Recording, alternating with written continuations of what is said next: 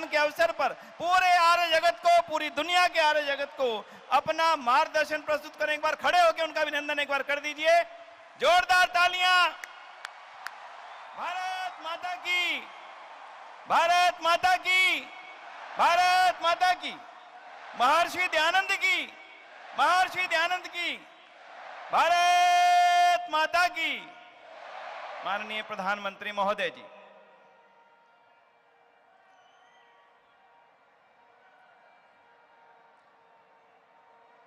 कार्यक्रम में उपस्थित गुजरात के राज्यपाल श्रीमान आचार्य देवव्रत जी, सर्वदेशिक आर्य प्रतिनिधि सभा के अध्यक्ष श्री सुरेश चंद्र आर्य जी, दिल्ली आर्य प्रतिनिधि सभा के अध्यक्ष श्री धर्मपाल आर्य जी, श्री विनय आर्य जी, मंत्रिमंडल के मेरे साथी जी किशन रेड्डी जी, मीनाक्षी लेखी जी, अर्जुन राम मेघवाल जी, सभी प्रतिनिधिगण,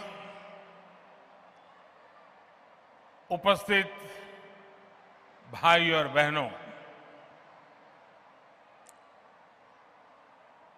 महर्षि दयानंद जी की 200वीं जन्म जयंती का यह अवसर ऐतिहासिक है और भविष्य के इतिहास को निर्मित करने का अवसर भी है।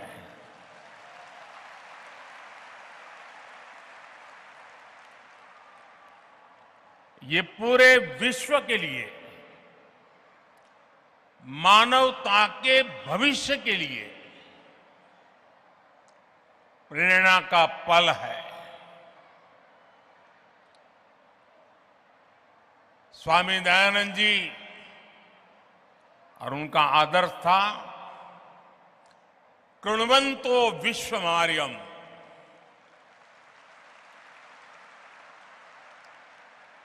अर्थात हम पूरे विश्व को श्रेष्ठ बनाएं, हम पूरे विश्व में श्रेष्ठ विचारों का, मानवीय आदर्शों का संचार करें। इसलिए 21वीं सदी में आज जब विश्व अनेक विवादों में फंसा है, हिंसा और अस्थिरता में घिरा हुआ है, तब महर्षि दयानंद सरस्वती जी का दिखाया मार्ग करोड़ों लोगों में आशा का संचार करता है।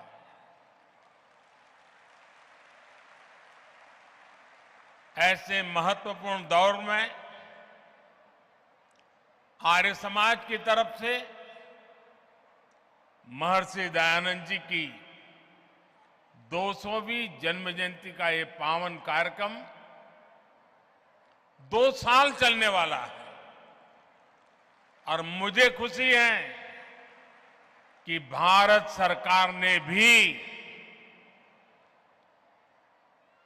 इस महोत्सव को मनाने का निर्णय किया है।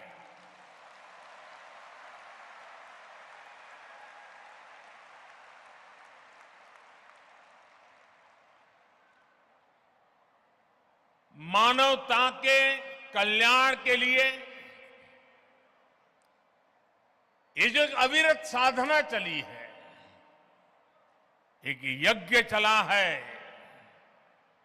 अब से कुछ देर पहले मुझे भी आहुति डालने का सौभाग्य मिला है।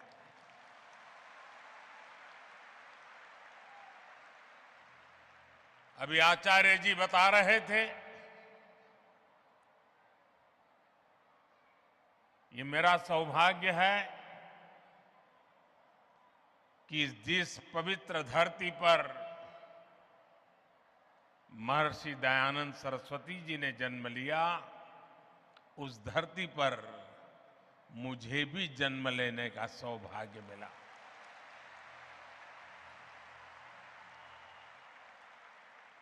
उस मिट्टी के से मिले संस्कार, उस मिट्टी से मिली प्रेरणा आज मुझे भी महर्षि दयानंद सरस्वती के आदर्शों के प्रति आकर्षित करती रहती है। मैं स्वामी दयानंद जी के चरणों में श्रद्धापूर्वक नमन करता हूं और आप सभी को हृदय से अनेक अनेक शुभकामनाएं देता हूं। साथियों, जब महर्षि दयानंद जी का जन्म हुआ था तब देश सदियों की गुलामी से कमजोर पड़कर अपनी आभा, अपना तेज, अपना आत्मविश्वास सब कुछ खोता चला जा रहा था। प्रतिपल हमारे संस्कारों को, हमारे आदर्शों को, हमारे मूल्यों को चूर चूर करने की लाखों कोशिशें होती रहती थी। जब किसी समाज में गुलामी की हीन भावना गर कर जाती है तो आध्यात्म और आस्था की जगह आडंबर आना स्वाभाविक हो जाता है। मनुष्य के भी जीवन में देखते हैं, जो आत्मविश्वास हीन होता है वो आडंबर के भरोसे जीने की कोशिश करता है। ऐसी परिस्थिति में महर्षि दयानंद जी ने आगे आकर वेदों के बोध को समाज जीवन में पुनर्जीवित किया। उन्होंने समाज को दिशा दी, अपने तर्कों से यह सिद्ध किया और उन्होंने बार बार बताया कि खामी भारत के धर्म और परंपराओं में नहीं है, खामी है कि हम उनके वास्तविक स्वरूप को भूल गए हैं और विकृतियों से भर गए हैं। आप कल्पना करिए, एक ऐसे समय में जब हमारे ही वेदों के विदेशी भाषाओं को, विदेशी नैरेटिव को गढ़ने की कोशिश की जा रही थी, उन नकली व्याख्याओं के आधार पर हमें नीचा दिखाने की, हमारे इतिहास को, परंपरा को भ्रष्ट करने के अनेक विध प्रयास चलते थे। तब महर्षि दयानंद जी के ये प्रयास एक बहुत बड़ी संजीवनी के रूप में, एक जड़ी बूटी के रूप में समाज में एक नई प्राण शक्ति बनकर के आ गए।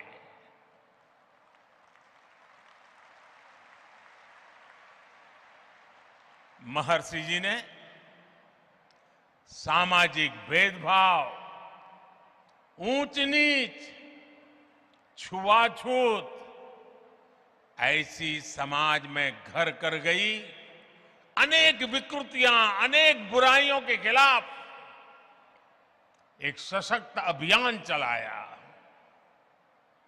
आप कल्पना कीजिए, आज भी समाज की किसी बुराई की तरफ कुछ कहना है, अगर मैं भी कभी कहता हूं कि भाई कर्तव्य पथ पर चलना ही होगा, तो कुछ लोग मुझे डांटते हैं कि आप कर्तव्य की बात करते हो, अधिकार की बात नहीं करते हो। अगर 21वीं सदी में मेरा यह हाल है, तो 150 पौने 200 साल पहले महर्षि जी को समाज को रास्ता दिखाने में कितनी दिक्कतें आई होगी।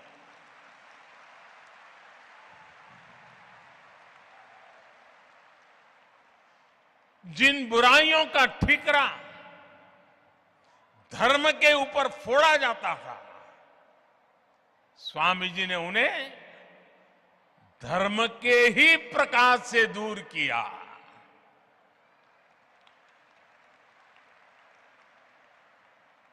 और महात्मा गांधी जी ने एक बहुत बड़ी बात बताई थी और बड़े गर्व के साथ बताई थी। महात्मा गांधी जी ने कहा था कि हमारे समाज को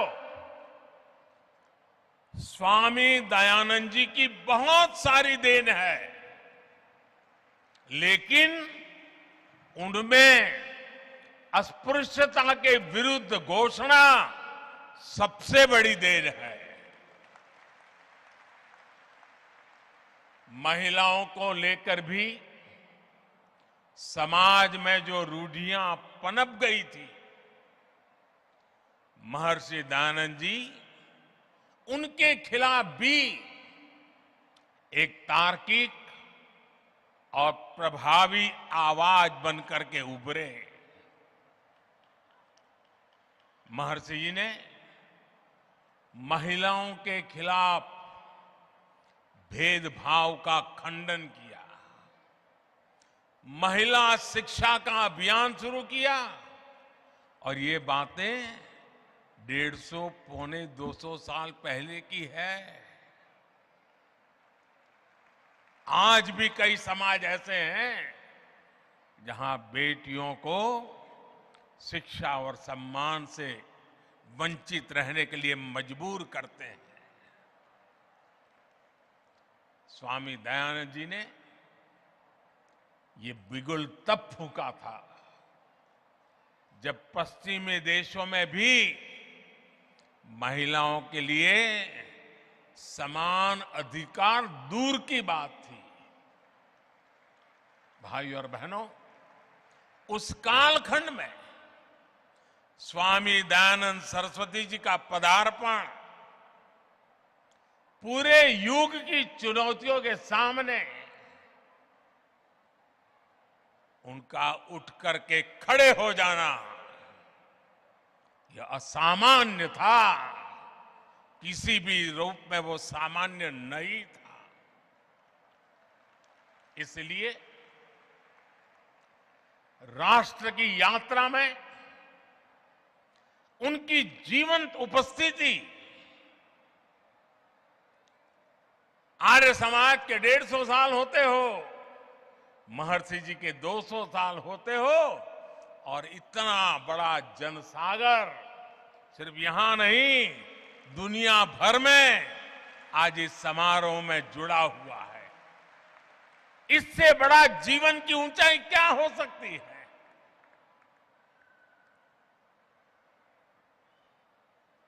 जीवन जिस प्रकार से दौड़ रहा है, मृत्यु के 10 साल के बाद भी जिंदा रहना असंभव होता है। 200 साल के बावजूद भी आज महर्षि जी हमारे बीच में हैं।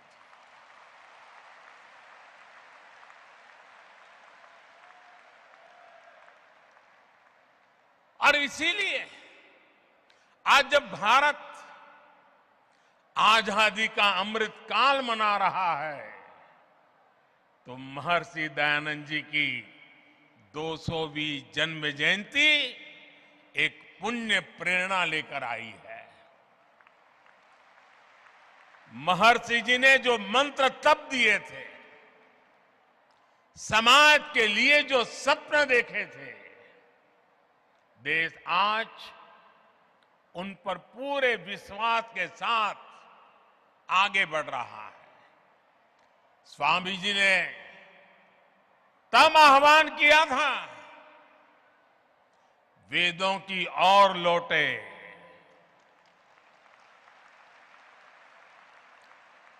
आज देश अत्यंत स्वाभिमान के साथ अपनी विरासत पर गर्व का आह्वान कर रहा है। आज देश पूरे आत्मविश्वास के साथ कह रहा है कि हम देश में आधुनिकता लाने के साथ ही अपनी परंपराओं को भी समृद्ध करेंगे।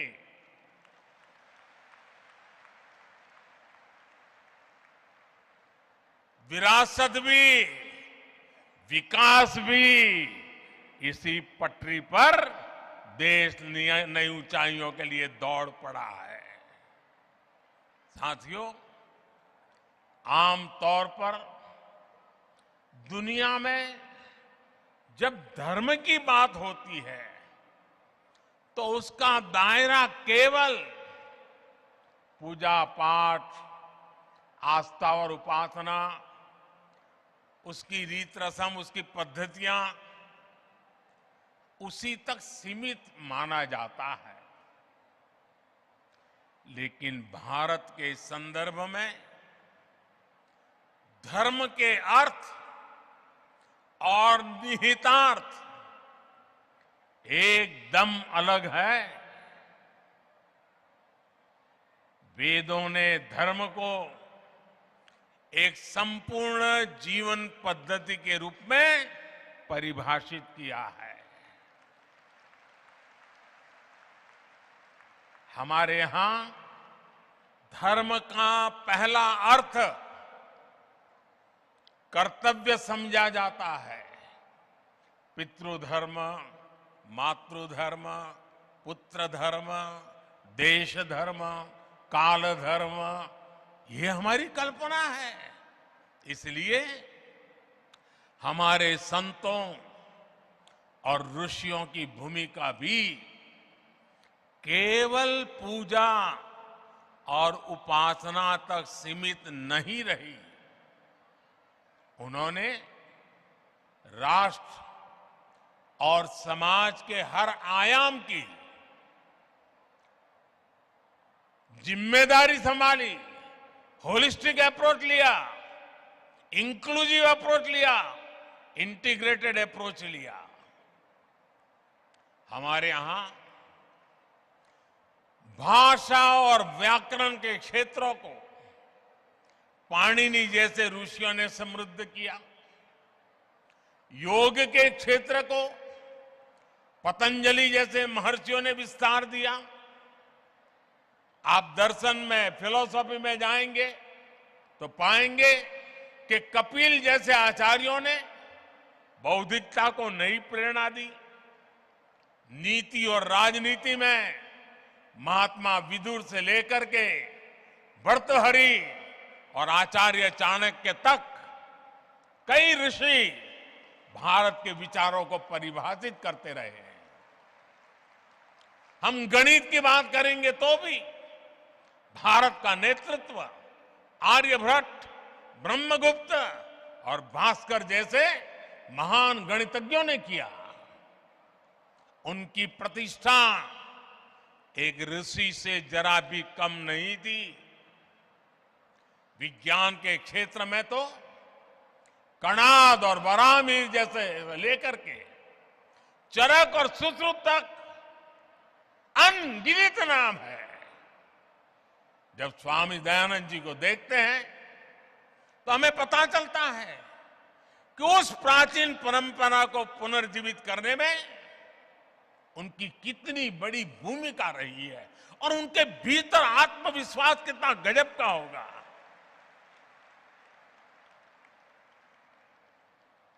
भाइयों और बहनों, स्वामी दयानंद सरस्वती जी ने अपने जीवन में केवल एक मार्ग ही नहीं बनाया, बल्कि उन्होंने अनेक अलग अलग संस्थाओं, संस्थागत व्यवस्थाओं का भी सृजन किया। और मैं कहूंगा कि ऋषि जी अपने जीवन काल में क्रांतिकारी विचारों को लेकर के चले, उसको जिए, लोगों को जीने के लिए प्रेरित किया, लेकिन उन्होंने हर विचार को व्यवस्था के साथ जोड़ा, इंस्टीट्यूशनलाइज किया और संस्थानों को जन्म दिया। ये संस्थाएं दशकों से अलग अलग क्षेत्रों में कई बड़े सकारात्मक काम कर रही है। परोपकारिणी सभा की स्थापना तो महर्षि जी ने खुद ने की थी। ये संस्था आज भी प्रकाशन और गुरुकुलों के माध्यम से वैदिक परंपरा को आगे बढ़ा रही है। कुरुक्षेत्र गुरुकुल हो, स्वामी श्रद्धानंद ट्रस्ट हो, यंग महर्षि दयानंद सरस्वती ट्रस्ट हो, इन संस्थानों ने राष्ट्र के लिए समर्पित कितने ही युवाओं को गढ़ा है। इसी तरह स्वामी दयानंद जी से प्रेरित विभिन्न संस्थाएं गरीब बच्चों की सेवा के लिए, उनके भविष्य के लिए सेवा भाव से काम कर रही है।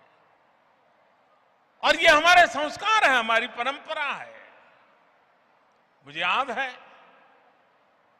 अभी जब हम टीवी पर तुर्की के भूकंप के दृश्य देखते हैं तो बेचैन हो जाते हैं, पीड़ा होती है। मुझे याद है 2001 में जब गुजरात में भूकंप आया, पिछली शताब्दी का भयंकर भूकंप था, उस समय जीवन प्रभा ट्रस्ट के सामाजिक कार्य और राहत बचाव में उसकी भूमिका वो तो मैंने खुद ने देखा है। सब महर्षि जी की प्रेरणा से काम करते थे।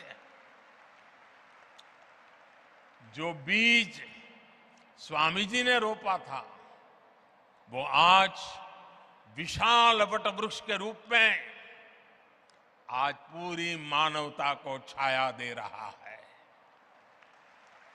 साथियों, आजादी के अमृत काल में आज देश उन सुधारों का साक्षी बन रहा है जो स्वामी दयानंद जी की भी प्राथमिकताओं में था। आज हम देश में बिना भेदभाव के नीतियों और प्रयासों को आगे बढ़ते देख रहे हैं। जो गरीब है, जो पिछड़ा और वंचित है, उसकी सेवा आज देश के लिए सबसे पहला यज्ञ है। वंचितों को वरीयता, इस मंत्र को लेकर हर गरीब के लिए मकान, उसका सम्मान, हर व्यक्ति के लिए चिकित्सा, बेहतर आज देश की बेटियां बिना किसी पाबंदी के रक्षा सुरक्षा से लेकर स्टार्टअप तक हर भूमिका में राष्ट्र निर्माण को गति दे रही है। अब बेटियां सियाचिन में तैनात हो रही हैं और फाइटर प्लेन राफेल भी उड़ा रही है।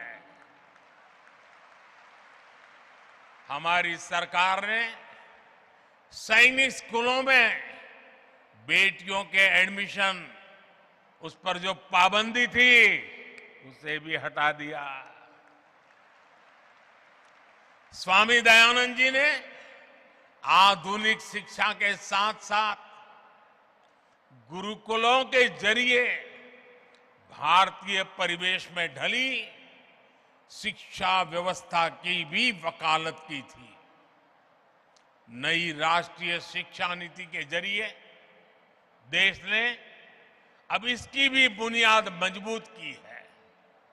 साथियों, स्वामी दयानंद जी ने हमें जीवन जीने का एक और मंत्र दिया था। स्वामी जी ने बहुत ही सरल शब्दों में उन्होंने बताया था, आखिर परिपक्व कौन होता है? आप किसको परिपक्व कहेंगे? स्वामी जी का कहना था, और बहुत ही मार्मिक है, महर्षि जी ने कहा था, जो व्यक्ति सबसे कम ग्रहण करता है और सबसे अधिक योगदान देता है, वही परिपक्व है। आप कल्पना कर सकते हैं कितनी सरलता से उन्होंने कितनी गंभीर बात कह दी थी। उनका ये जीवन मंत्र आज कितनी ही चुनौतियों का समाधान देता है। अब जैसे इसे पर्यावरण के संदर्भ में भी देखा जा सकता है। उस सदी में जब ग्लोबल वार्मिंग, क्लाइमेट चेंज ऐसे शब्द जन्म भी नहीं लिया था, उन शब्दों के लिए कोई सोच भी नहीं सकता था, उनके भीतर महर्षि जी के मन में ये बोध कहां से आया? इसका उत्तर है हमारे वेद, हमारी ऋचाएं। सबसे पुरातन माने जाने वाले वेदों में कितने ही सूक्त प्रकृति और पर्यावरण को समर्पित है। स्वामी जी ने वेदों के उस ज्ञान को गहराई से समझा था। उनके सार्वभौमिक संदेशों को उन्होंने अपने कालखंड में विस्तार दिया था। महर्षि जी वेदों के शिष्य थे और ज्ञान मार्ग के संत थे। इसलिए उनका बोध अपने समय से बहुत आगे का था। भाई और बहनों, आज दुनिया जब सस्टेनेबल डेवलपमेंट की बात कर रही है, तो महर्षि जी का दिखाया मार्ग भारत के प्राचीन जीवन दर्शन को विश्व के सामने रखता है, समाधान का रास्ता प्रस्तुत करता है। पर्यावरण के क्षेत्र में भारत आज विश्व के लिए एक पथ प्रदर्शक की भूमिका निभा रहा है। हमने प्रकृति से समन्वय के इसी विजन के आधार पर global mission life, LIFE, life, और उसका मतलब है लाइफस्टाइल फॉर एनवायरमेंट। ये लाइफस्टाइल फॉर एनवायरमेंट एक लाइफ मिशन की शुरुआत भी की है। हमारे लिए गर्व की बात है कि इस महत्वपूर्ण दौर में दुनिया के देशों ने G20 की अध्यक्षता की जिम्मेदारी भी भारत को सौंपी है। हम पर्यावरण को G20 के विशेष एजेंडे के रूप में आगे बढ़ा रहे हैं। देश के इन महत्वपूर्ण अभियानों में आर्य समाज एक महत्वपूर्ण भूमिका निभा सकता है। आप हमारे प्राचीन दर्शन के साथ आधुनिक परिप्रेक्ष्यों और कर्तव्यों से जन जन को जोड़ने की जिम्मेदारी आसानी से उठा सकते हैं। इस समय देश, और जैसा आचार्य जी ने वर्णन किया, और आचार्य जी तो उसके लिए बड़े समर्पित हैं। प्राकृतिक खेती से जुड़ा व्यापक अभियान हमें गांव-गांव पहुंचाना है। प्राकृतिक खेती, गौ आधारित खेती, हमें इसे फिर से गांव-गांव में लेकर जाना है। मैं चाहूंगा कि आर्य समाज के यज्ञों में एक आहुति इस संकल्प के लिए भी डाली जाए। ऐसा ही एक और वैश्विक आह्वान भारत में मिलेट्स, मोटे अनाज, बाजरा, ज्वार वगैरह जिससे हम परिचित हैं, और मिलेट्स को अभी हमने एक वैश्विक पहचान बनाने के लिए और अब पूरे देश के हर मिलेट्स की एक पहचान बनाने के लिए अब उसके लिए एक नया नामकरण किया है। हमने कहा है मिलेट्स को श्री अन्न।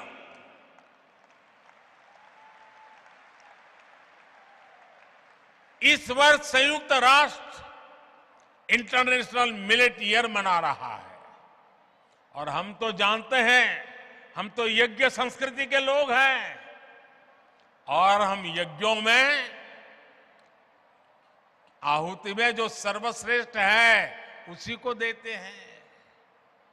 हमारे यहां यज्ञों में जौ जैसे मोटे अनाज या श्री अन्न की अहम भूमिका होती है, क्योंकि हम यज्ञ में वो इस्तेमाल करते हैं जो हमारे लिए सर्वश्रेष्ठ होता है।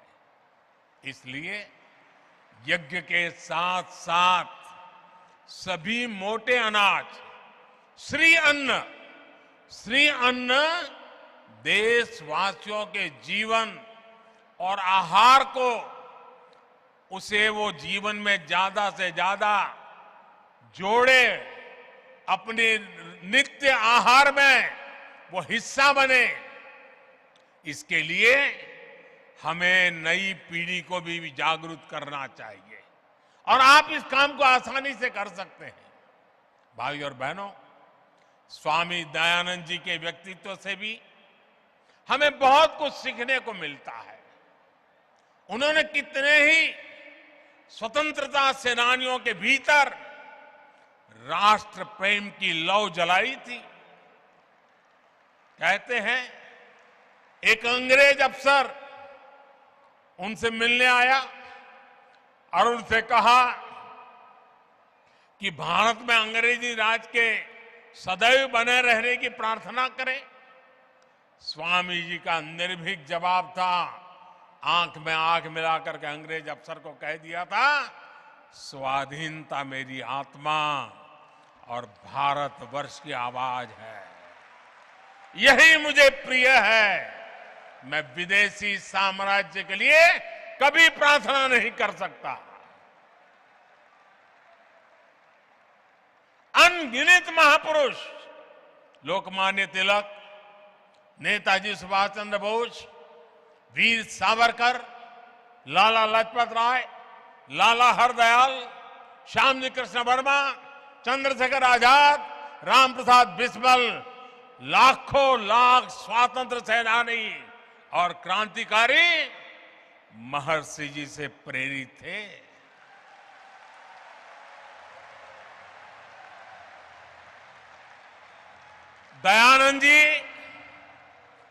दयानंद एंग्लो वैदिक विद्यालय शुरू करने वाले महात्मा हंसराज जी हो, गुरुकुल कांगड़ी की स्थापना करने वाले स्वामी श्रद्धानंद जी हो, भाई परमानंद जी हो, स्वामी सहजानंद सरस्वती हो, ऐसे कितने ही देवतुल्य व्यक्तित्वों ने स्वामी दयानंद सरस्वती जी से ही प्रेरणा पाई।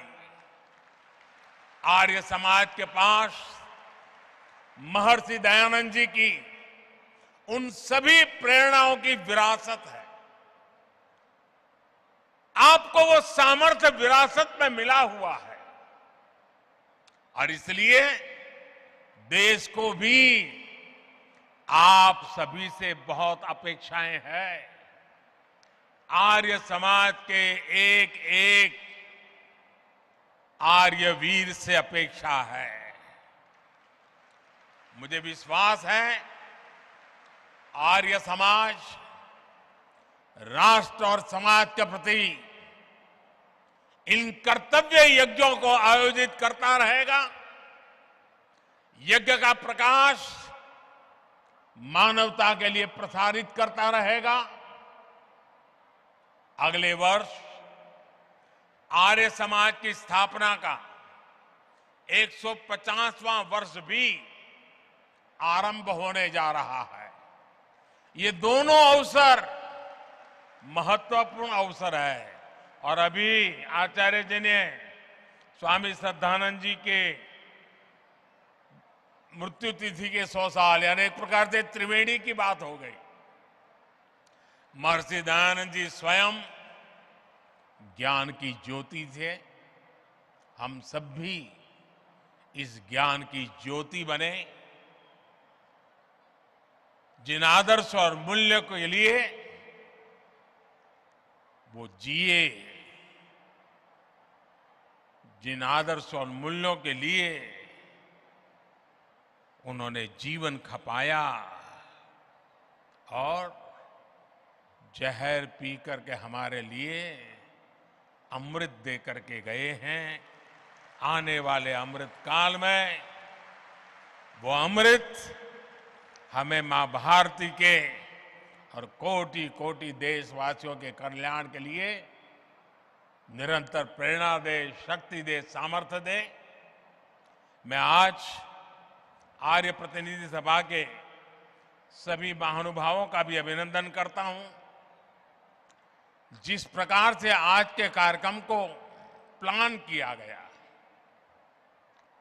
मुझे आकर के जो भी 10-15 मिनट उन सब चीजों को देखने का मौका मिला, मैं मानता हूं कि प्लानिंग, मैनेजमेंट, एग्जीक्यूशन हर प्रकार से उत्तम आयोजन के लिए आप सब अभिनंदन के अधिकारी हैं।